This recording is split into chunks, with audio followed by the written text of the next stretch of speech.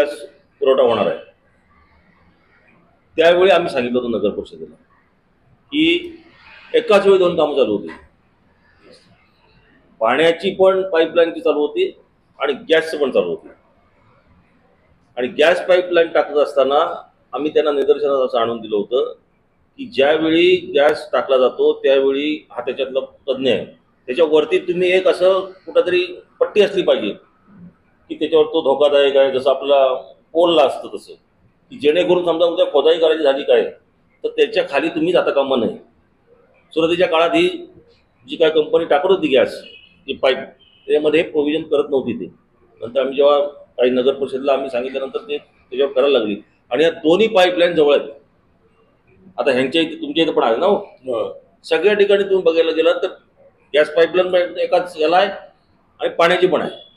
भविष्यामध्ये पाण्याचा उद्या समजा काही कुठे अडचण झाली आणि त्यावेळी जेव्हा एखादा लिकेज काढायला गेले तर त्यावेळी ती गफलत होऊ शकते। त्याच्यामुळे या दोघांचे पण डायग्राम जे आहे ते दोघांचे एकत्रित डायग्राम हे नगर परिषदेकडे असले पाहिजे की पाण्याची पाईपलाईन कुठली आहे आणि वायूची म्हणजे गॅसची कुठली आहे, अन्यथा भविष्यामध्ये याच्यामध्ये कुठेतरी अडचणी निर्माण होऊ शकतात। दुसरा विषय की वारंवार आपल्याला दिसतंय की जिंदालचं वायूचा विषय आहे, MIDCतला विषय आहे। महाराष्ट्र प्रदूषण मंडळानं या बाबतीमध्ये वेळोवेळी या गोष्टींची चौकशी केली पाहिजे किंवा त्या कंपनीला व्हिजिट करणं आवश्यक आहे। आमची मागणी अशी आहे की सगळ्या बाबतीत जेव्हा कलेक्टर साहेब किंवा अधिकारी किंवा नेते मंडळी जेव्हा आढावा घेतात त्यावेळी ह्या गोष्टींचा पण आढावा घेणं आवश्यक आहे। आज लोकप्रतिनिधी निवडणुका झाल्या नसल्यामुळे अस्तित्वात नाहीत, परंतु सर्वच राजकीय पक्षांच्या प्रतिनिधींना त्यांनी बोलवलं पाहिजे, कारण जनतेचे काही प्रश्न असतील ते राजकीय पक्षांशी अनेक वेळा चर्चेला झालेले असतात। त्यामुळे आमच्याकडे येणाऱ्या समस्या आम्ही मांडू शकतो। त्यामध्ये आमचा प्रतिनिधी समजा भारतीय जनता पार्टीत असेल तर तो कोण जावा, भारतीय जनता पार्टी त्यातला जो कोण तज्ज्ञ असेल त्याला पाठवेल। समजा या वायू गळती संदर्भात एकाला माहिती असेल तर तो आता जिंदालचा विषय आहे तर जिंदालच्या विषयामध्ये तिथे विवेक सुर्वे त्या वायू गळतीच्या मुलांना आणण्यापासून त्या सगळ्या गोष्टीत आहेत। तर उद्या ज्यावेळी तुम्ही अशा बैठका लावतात त्यावेळी तुम्ही पार्ट्यांना कळवलं पाहिजे सगळ्याच राजकीय पक्षात। तर आमच्या पद्धतीनं आम्ही विवेक सुर्वेला पाठवू शकतो। उद्या पावस भागातला विषय असेल तर दादा दळी आहेत किंवा सुशांत पटकर आहेत त्या परिसरातला, आम्ही त्याला पाठवू शकतो। टेक्निकल जर नॉलेज पाहिजे असेल तर सतेज नालावडे त्या फिनोलेक्समध्ये बरेच 10-15 वर्ष काम करत होते, प्रदेशात पण काम करत होते, त्यांना त्यातले टेक्निकली काय विषय असतील तर ते जाणून त्या बोलू शकतात। हे जे प्रश्न आहेत हे प्रश्न निर्माण होण्याच्या अगोदर या गोष्टींमध्ये कुठेतरी सुरक्षितेच्या दृष्टीनं हे केलं पाहिजे। माझ्या मते अशा कमिट्या सुरक्षितेच्या दृष्टीच्या जिल्हास्तरीय आहेत, पण त्याच्यात लोकप्रतिनिधी किती आहेत हा फार मोठा विषय आहे। आता त्या दिवशी रात्र साधारण 9 ते 9:30च्या दरम्यान JK पाटील इथून आमचे एक सुर्वे म्हणून कार्यकर्ते त्यांचा मला फोन आला की असा इकडे वास सुटला, आम्हाला सगळ्यांना त्रास होतोय।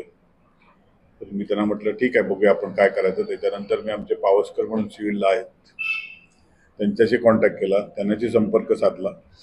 त्याच्यानंतर आमचे वरतील कार्यकर्ते शैलू बेर्डे यांच्याशी संपर्क साधला आणि आमच्या ग्रुपवर टाकलं। त्यानंतर पोलीस स्टेशनला मी या संदर्भात कल्पना दिली, त्यांनी ग्रामीण पोलीस स्टेशनला कळवलं होतं। तिथपर्यंत आम्ही इथून गेलो होतो एंकल केमिकल जवळ जाताना CNG गॅसच्या इथे बघितलं, तिथे काय आम्हाला तसं आढळलं नाही, पण वास बऱ्याचशा प्रमाणात सुटला होता। तिथे गेल्यानंतर शेंकलला गेल्यानंतर साळवी म्हणून तिथील व्यवस्थापक आहेत मॅनेजर म्हणून, ते तिथली व्यवस्था सगळी बघतात, ते आले, त्यांनी तिथले PSI वगैरे यांना घेऊन आतमधून कंपनी दाखवली आणि त्यांनी तेवढ्या वेळात तो तिथला त्यांचा जो काय उत्पादनाचं होतं ते बंद केलं होतं ज्यांना चेक करण्यासाठी। आणि अशा तऱ्हेने तो एक वास आम्ही अर्धा-1 पाऊण तास तिथे थांबलो होतो। तहसीलदार साहेब धोत्रे साहेब पण तिथे हजर आले होते घेऊन तिथले सगळे कर्मचारी वगैरे।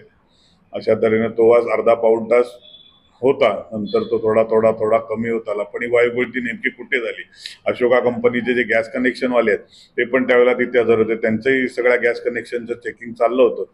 अशा तऱ्हेने ही जे काय कुठे अशा प्रकारची वायुगळती होते, एंकल केमिकल असेल, फिनोलेक्स असेल, किंवा MIDCच्या कंपन्या असतील किंवा अशोका गॅस कंपनी असेल, ह्या सर्वांनी ह्याचा वेळोवेळी महिन्याने मेंटेनन्स घ्यावा आणि रत्नागिरीतील नागरिकांना कोणत्याही प्रकारचा त्रास होणार नाही याबद्दल सर्व कंपन्यांनी, फिनोलेक्स असेल सगळ्या कंपन्यांनी याची दक्षता घ्यावी एवढं मी त्यांना विनंती करतो।